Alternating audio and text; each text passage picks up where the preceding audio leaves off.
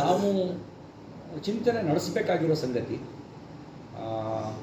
ನಾನು ಈಗಲೂ ಹೇಳ್ತೀನಲ್ಲ, ನಮಗೆ ಫೈನಲ್ ರಿಸಲ್ಟ್ವರೆಗೂ ಕಾಯ್ತೀವಿ. ನಾವು ಈ ಚಿಂತನೆ ನಡೆಸಲೇಬೇಕು. ಸೋಲು ಬಂದಾಗ ಅವಲೋಕನ ಮಾಡ್ಕೊಳ್ಬೇಕು, ಗೆದ್ದಾಗ ಗೆಲುವಿನ ಕಾರ್ಯತಂತ್ರದ ಬಗ್ಗೆ, ಅಲ್ಲಿ ಗೆಲುವಿನ ಕಾರ್ಯತಂತ್ರ ಹೇಗೆ ಕೆಲಸ ಮಾಡಿದೆ ಅನ್ನೋದು ಕೂಡ ಮುಂದಿನ ಗೆಲುವಿಗೆ ನಮಗೆ ಮಾರ್ಗದರ್ಶನ ಮಾಡುತ್ತೆ. ಆತ್ಮಚಿಂತನೆ ನಡೆದ್ರೆ ಮಾತ್ರ ಅದನ್ನು ಎದುರಿಸಿ ಸೋಲನ್ನು ಮೆಟ್ಟಿ ನಿಂತು ಗೆಲ್ಲೋದಕ್ಕೆ ಸಾಧ್ಯ ಆಗುತ್ತೆ. ಹಿಂಗೆ ಯೋಗೇಶ್ವರ್ ಮತ್ತು ಕಾಂಗ್ರೆಸ್ ಕಾಂಬಿನೇಷನ್ನು ಅದು ವೀಕ್ ಕಾಂಬಿನೇಷನ್ ಅಲ್ಲ. ಯೋಗೇಶ್ವರ್ ಮತ್ತು ಕಾಂಗ್ರೆಸ್ ಕಾಂಬಿನೇಷನ್ ಅದೇನು ವೀಕ್ ಕಾಂಬಿನೇಷನ್ ಅಲ್ಲ. ಅದರ ಮೀರುವೆ ಗೆಲ್ಲೋದಕ್ಕೆ ಅವಕಾಶಗಳು ಇದ್ದಾವೆ ಅಂತ ನಮಗೆ ಗ್ರೌಂಡಲ್ಲಿ ನೋಡಿದಾಗ ಅನ್ನಿಸ್ತಾ ಇತ್ತು. ನೋಡೋಣ. ಈಗ ಅಲ್ಲಿಯ ಕಾರ್ಯಕರ್ತರು ಹೇಳ್ತಾ ಇದ್ರು, ಟೌನಲ್ಲಿ ಒಂದು 15ರಿಂದ 20 ಸಾವಿರ ಕಾಂಗ್ರೆಸ್ ಲೀಡ್ ಆಗುತ್ತೆ, ಹಳ್ಳಿಗಳಲ್ಲಿ ನಾವು 15ರಿಂದ 20 ಸಾವಿರ ಹೊಡೆದ್ರೆ ಮಾತ್ರ ನಾವು ಗೆಲ್ತೀವಿ ಅಂತ ಅವರು ಎಫರ್ಟ್ ಹಾಕ್ತಿದ್ರು. Wait and see. ಅಲ್ಲ, ಈಗ ಮೈತ್ರಿ ಮಾಡ್ಕೊಂಡಿದ್ರು ಜೆ ಡಿ ಎಸ್ ಜೊತೆ ಮೈತ್ರಿ ಮಾಡ್ಕೊಂಡಾಗ BJPಗೆ ಮತ್ತಷ್ಟು ಬಲ ಬಂತು ಅಂತ ಹೇಳಿದ್ರು. ಈ 3 ಕ್ಷೇತ್ರಗಳು ನೋಡೋದಾದ್ರೆ ಏನು ಹೇಳ್ತೀರಿ? ಜನ ಮೈತ್ರಿ ಹೋಗ್ತಾ ಇಲ್ವಾ ಅಂತ? ನಾನು ಮೈತ್ರಿ ದೃಷ್ಟಿಯಿಂದ ಅಂತ ನಾನು ಭಾವಿಸೋದಿಲ್ಲ. ಫಲಿತಾಂಶ ಏನೇ ಬಂದರೂ ಕೂಡ ಮೈತ್ರಿ ನಮ್ಮದು ಡಿಸ್ಅಡ್ವಾಂಟೇಜ್ ಅಂತ ನಾನು ಭಾವಿಸೋದಿಲ್ಲ. ಡಿಸ್ಅಡ್ವಾಂಟೇಜ್ ಅಲ್ಲ.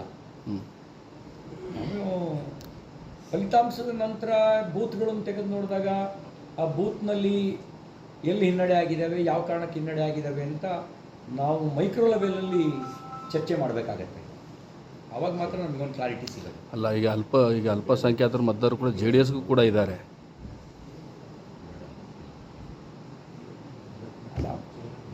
ಅವರಿಗೆ ನೋಡೋಣ, ಫಲಿತಾಂಶ ಬಂದಮೇಲೆ ನೋಡೋಣ.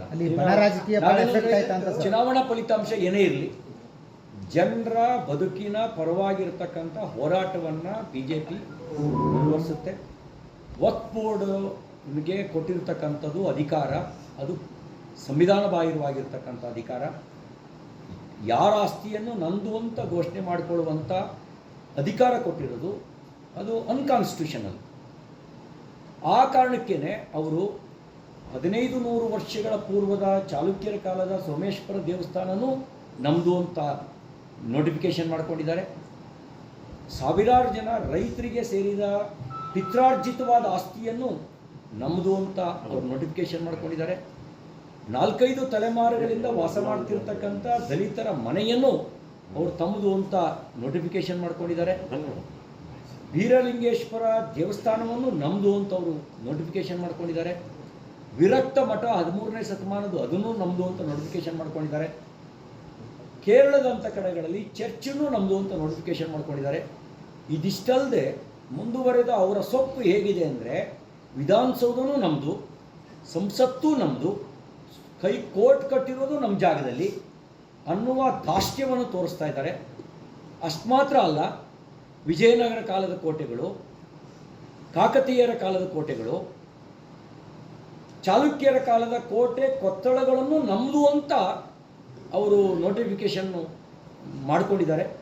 ಮುಂದೊಂದು ದಿನ ನಾವೀಗ ಪತ್ರಿಕಾಗೋಷ್ಠಿ ಮಾಡ್ತಿರುವಂಥ ರಾಜಕಾರಣದಲ್ಲಿ ನೆವರ್ ಎಂಡ್ ಅಂದರೆ ಇದೇ ಮುಗೀತು ಅಂತ ಇಲ್ಲ.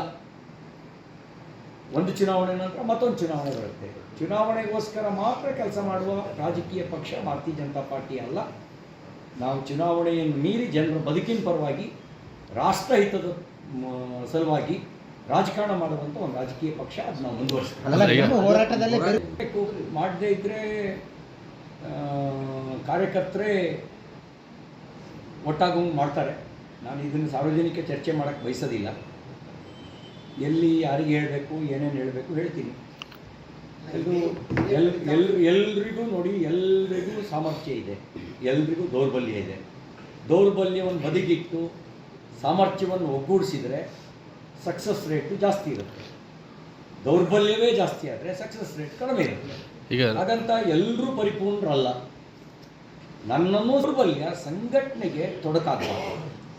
ಅದು ಸಾಮರ್ಥ್ಯವೇ ಮುಂದಾದಾಗ ಸಂಘಟನೆಗೆ ಶಕ್ತಿ ಬರುತ್ತೆ. ಹಾಗಾಗಿ ನಾವು ಎಲ್ಲರ ಹತ್ರನೂ ಇರುವಂಥ ಸಾಮರ್ಥ್ಯವನ್ನು ಗುರುತಿಸಿ ಅದನ್ನು ಪಕ್ಷದ ಕಾರ್ಯಕ್ಕೆ ರಾಜ್ಯದ ಹಿತಕ್ಕೆ ಬಳಕೆ ಮಾಡ್ಕೊಳ್ಳೋಕ್ಕೆ ಏನು ಬೇಕೋ ಆ ಪ್ರಯತ್ನವನ್ನು ಮಾಡ್ತೀವಿ. ತಮ್ಮ